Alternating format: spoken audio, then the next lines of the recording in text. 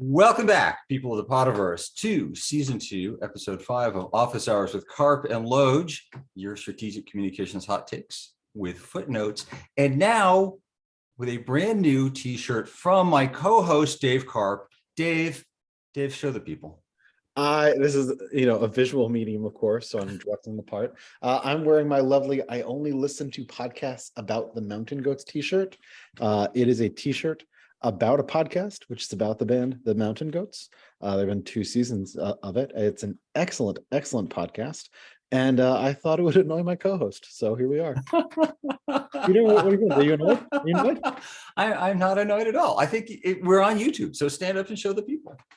We have several listeners. See, all it's fading in and out. I don't know. Trust, okay. That's not. There you go. There you go. There you go. Play really well on Stitcher and Apple Music. Go ahead and rate us for our visuals. It's we're all very meta. We know there are other ways you could be spending your podcast time, and Dave is explaining what they are and what you should turn us off to listen to. But the difference between us and Meta is that we are not losing money like that company is. All right, I'm Peter Loge. I don't have any clever Meta t-shirts, but I did learn about some interesting podcasts in the New York Times that I'm not going to share because I don't want anyone listening to anything else. Before we get into it, I do have to give a special shout out to the England women's soccer team, national soccer team, for winning the Euros yesterday, beating Germany in extra time. Thriller of a game. And I do want to note that this is the first major soccer trophy England has won since the men won the World Cup in the mid-1960s. The largest crowd ever for a European championship game of men's or women's side, 87,000 people at Wembley, beating the previous record of 79,000 set in 1964. It was only the 3rd largest attended sporting event in Europe this year. The previous 2 were both women's games, Barcelona against Real Madrid and Barcelona against Wolfsburg. BBC alone had 18 million viewers, countless more on ESPN Plus. A big deal for the sport, a big deal for the English women. A terrific game. So huge shout out. All right, I'm done. I have nothing to say about that because it is about a sport that I don't watch in a country that I do not live in, but good for them.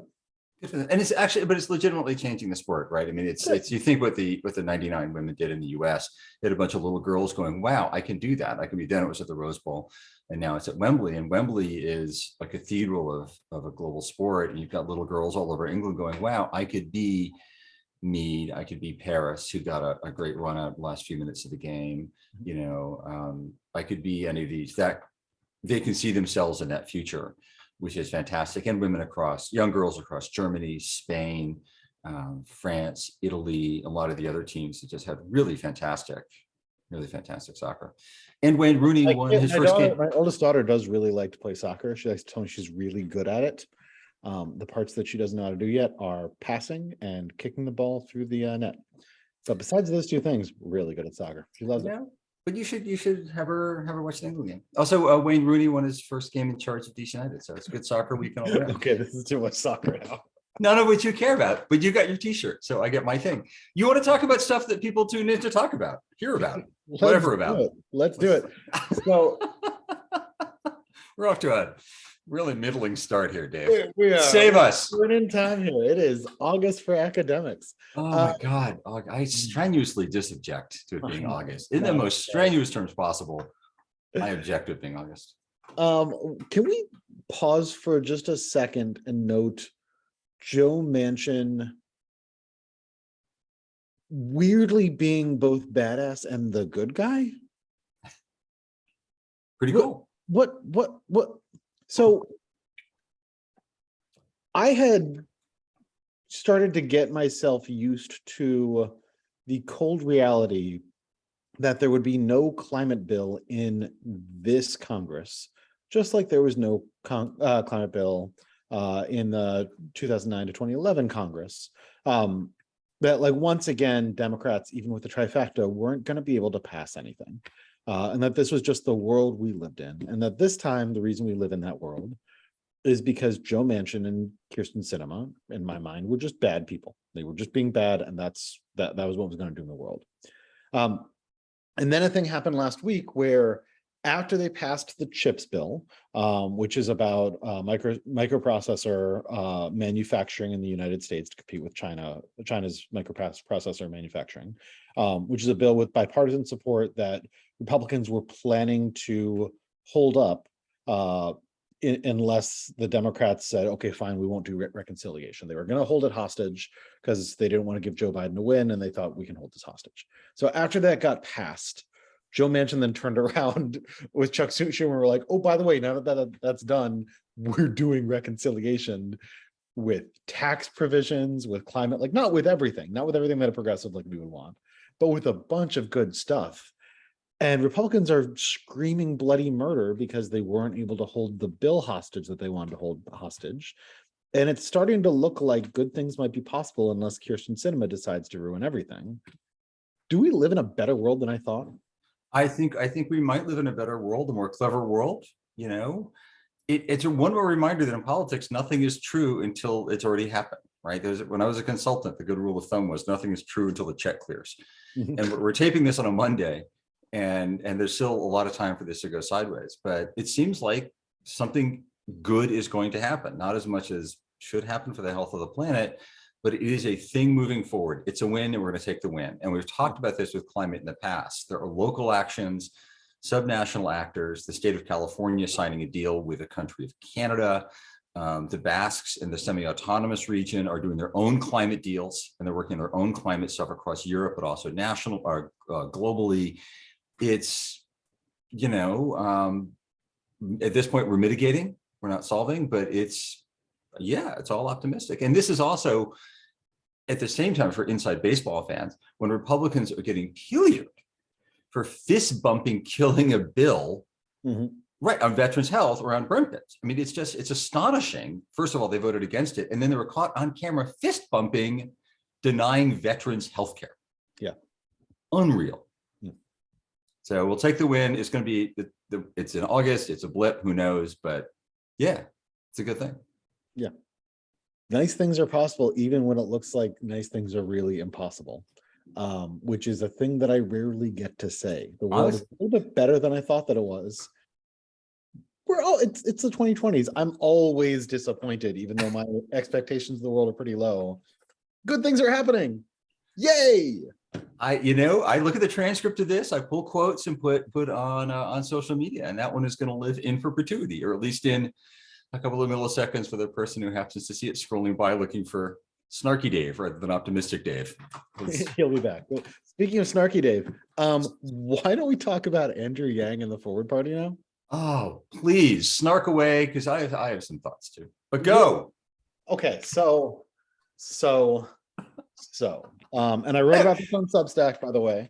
We need a new. I'm going to interrupt for a second. We need a new podcast just called Snarky Dave, and I'll just set you up, and you can snark until you're done snarking, and then I'll ask you another question. I'll be like you can I think that'd be it, Snarky Dave.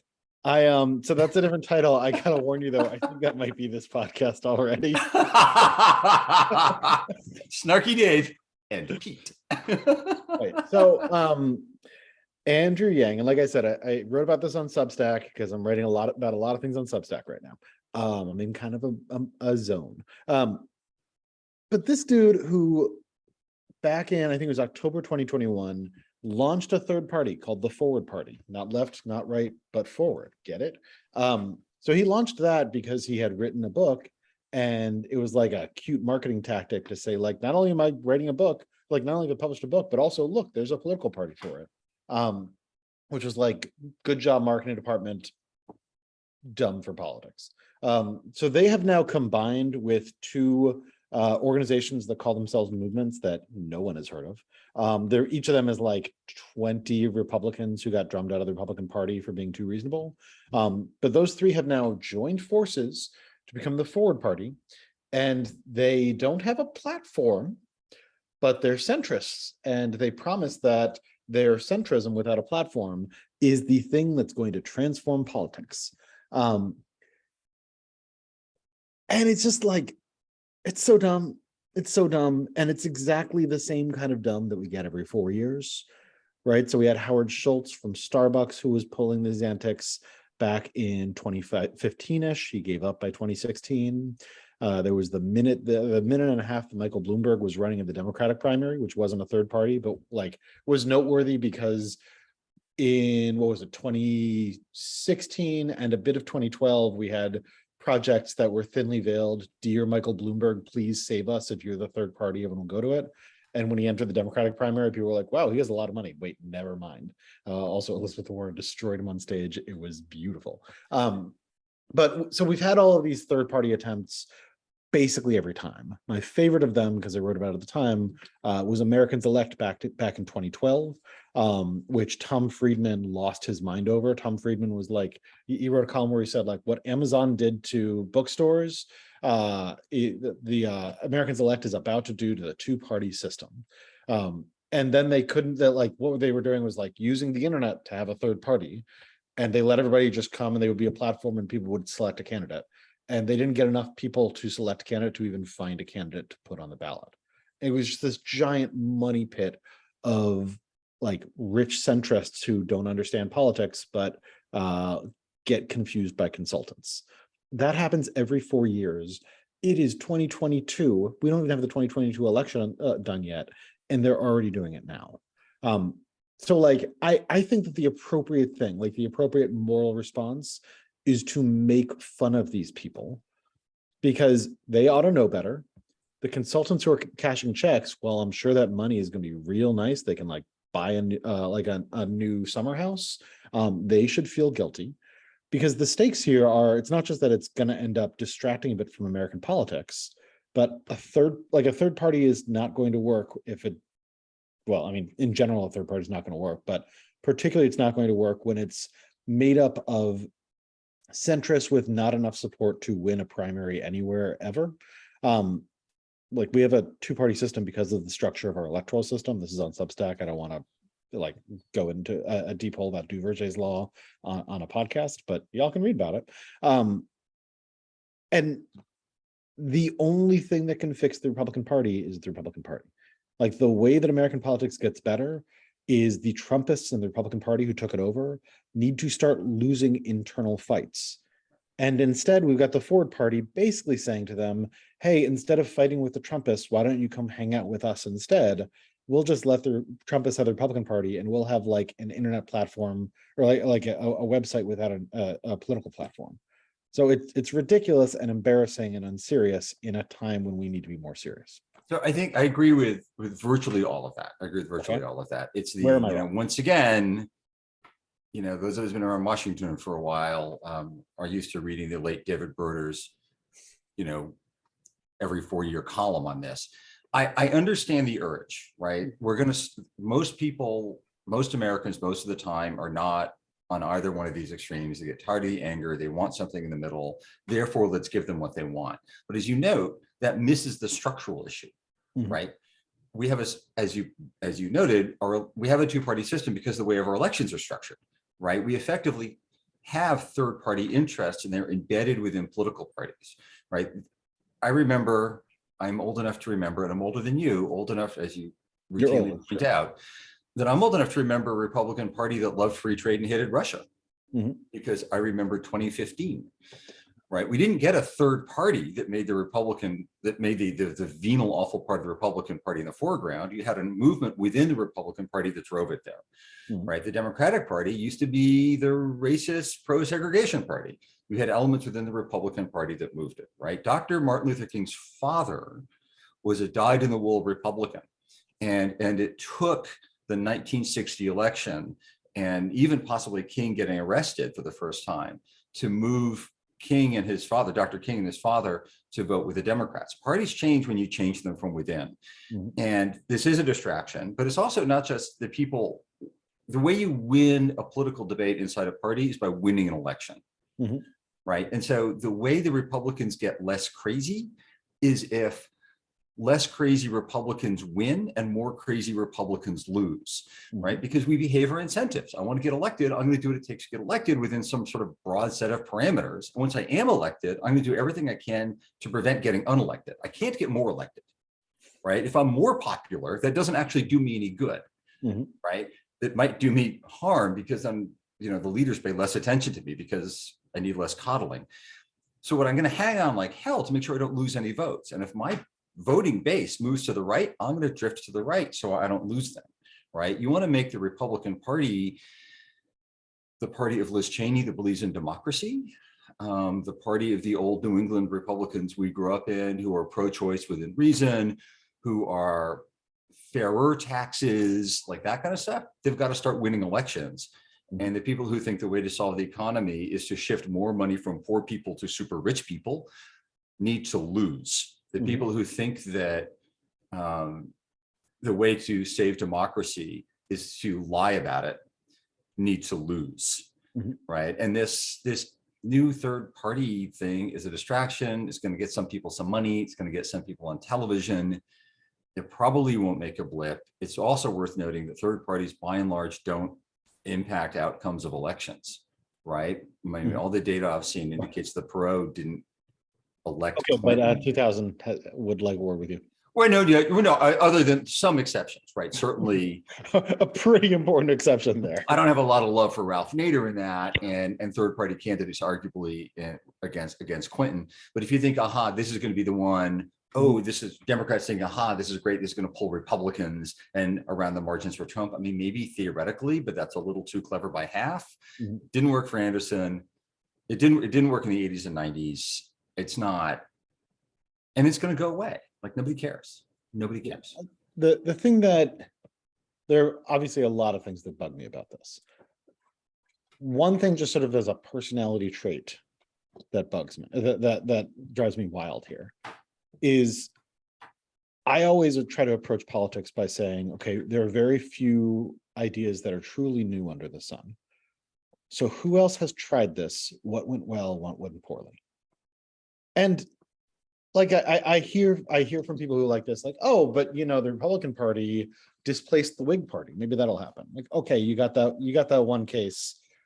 It was in the 19th century. Like, what have you done for me lately in the past 150 years?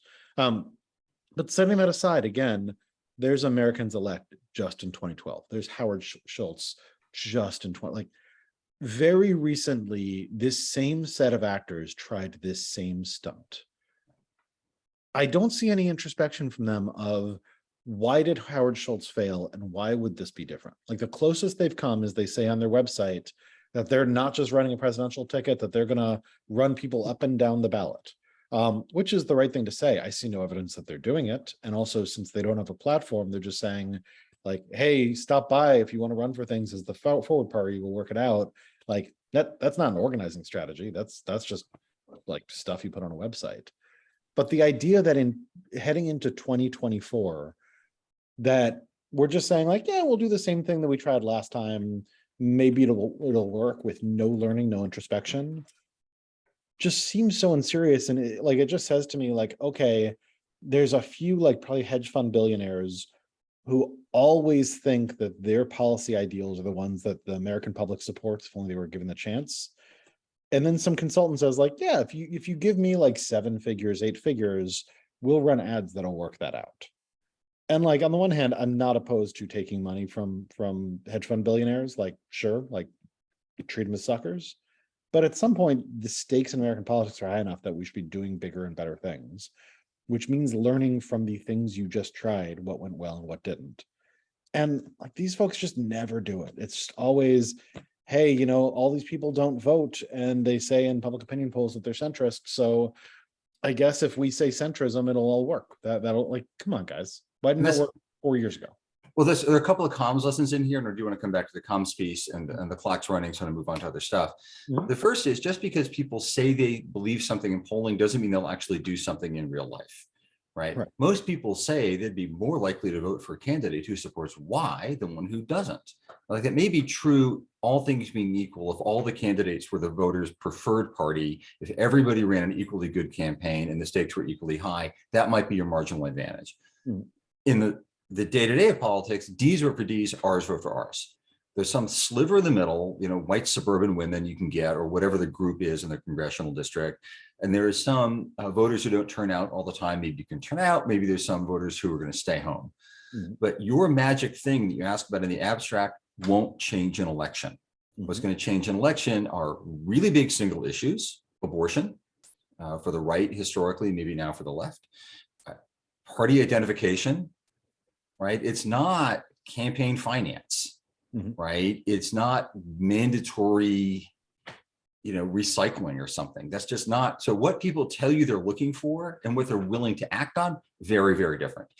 And some scholarship that you and I keep coming back to in this podcast, the work of Hibbing and Tice Morse, right? There's this view that people don't vote because politics isn't about them. And if we made politics relevant to them, why they would come out and vote and participate in politics. That's by and large not true. There are some people for whom that may be the case, but by and large, most people, most of the time, view politics like a toilet. They want it to work. If they're thinking about politics, that means politicians aren't doing their jobs, right? They're not participating because they don't want to, right? And it's not, oh, we haven't found the magical candidate who, with all the great things, who talks about campaign finance and doesn't shout at people. No, that's not. So as comms people, really make sure you're paying attention to what gets the people you need to act, and pay less attention to kind of the atmospherics or just public opinion in the abstract. Please pay less attention to the editorial pages of the New York Times and Washington Post. I read them, they're great. They don't reflect how most voters act. I like them by and large. Yeah, what I would add to that is, from a comms perspective, it is easy when looking at public opinion polls to confuse attentive centrists with inattentive voters. And what you have here, we know from so much data and so much experience, is a mass of inattentive voters. There is not a radical center yearning to be represented. In fact, the centrists pretty well represented in the Democratic Party. We have this president named Joe Biden. We don't have President Elizabeth Warren, he says, as he holds up his Elizabeth Warren mug. I love this mug. Another visual medium thing. You see, if people on YouTube, if you plugged YouTube as much as you snarked about it, we'd be in a better place. We do. There's a lot more to talk about, but we're already at 22 minutes, 11 seconds, Dave, and you want to talk about the big awful that is WinRed. We got to make fun of our WinRed now. So yeah, okay. We're moving on to our other thing. Setting aside Andrew Yang, who can't win primaries, so why doesn't he have a third party, which he also won't win with?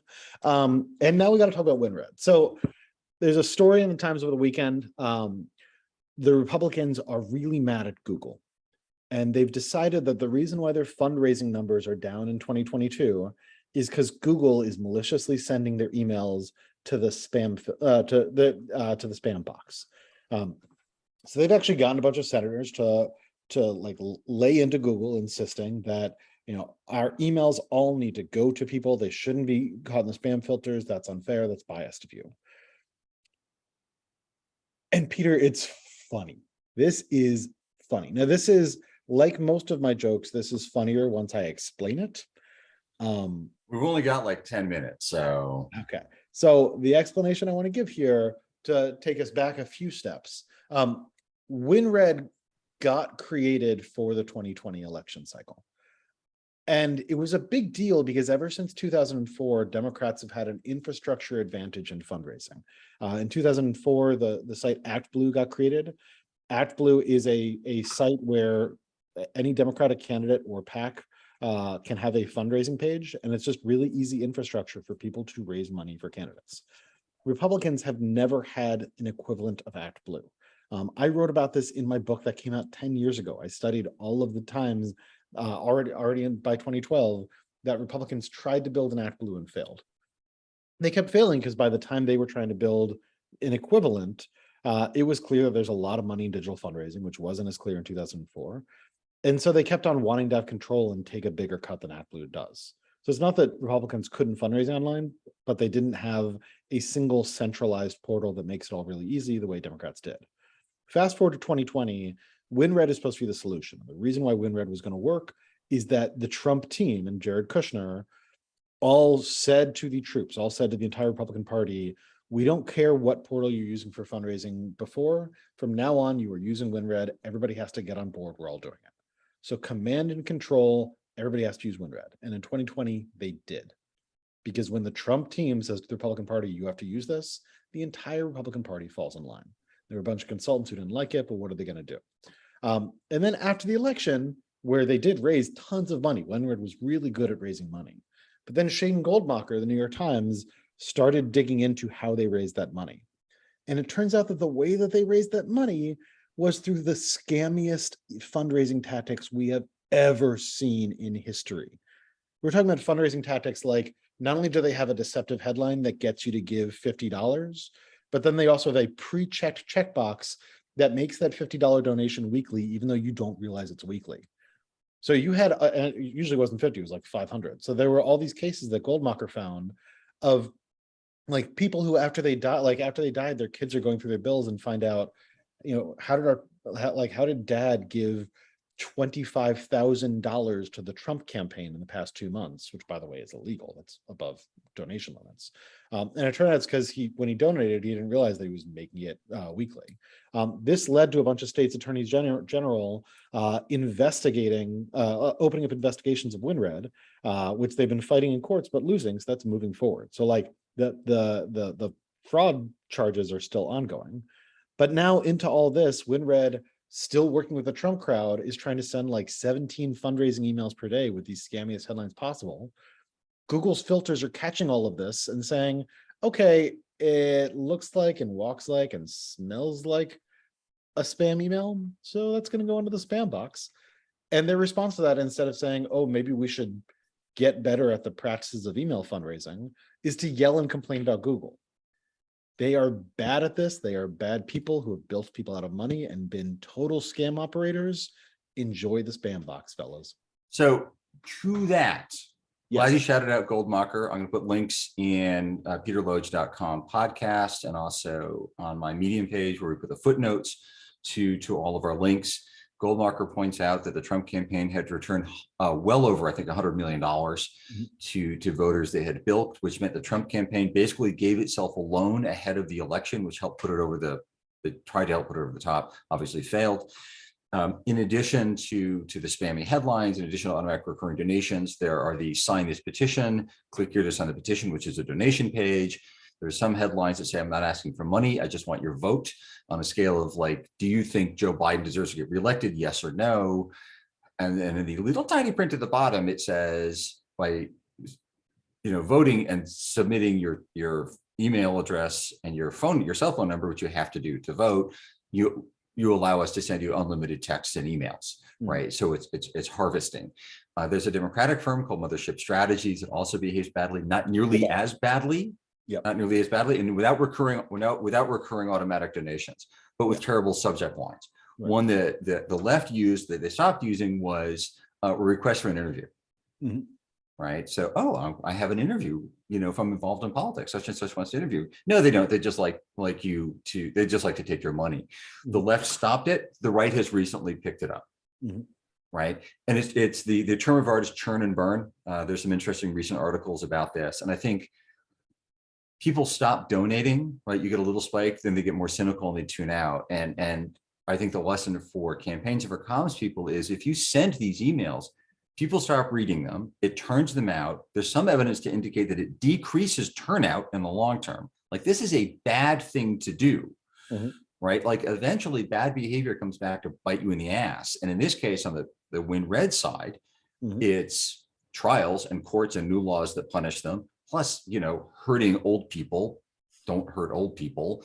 And on the left, you might actually be decreasing the kind of voter engagement that you need to increase. And to a point you made earlier, I don't know, in one of the earlier rants about all of this, is like engage people online. Tell them, give them something to do. It's not like vote harder in November. It's write to this person, join this local organization, join this local group. Give me ways to engage in the process, right? A recent piece, I think it was in the Post, I'm going to put in the footnotes, point out that if something really bad happens, don't ask your base for money.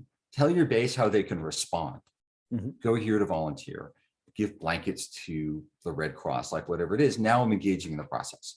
Now I'm not just an ATM, right? So if you're a comms professional and you're thinking across media, you were talking about your Substack to echo things here. Great, cool, working across media, right? This is both a visual, we're going to be on YouTube, but mostly it's audio across media. How else can you promote this? So if you're a digital fundraising guy, it's not just about generating the last dollar for the next filing deadline.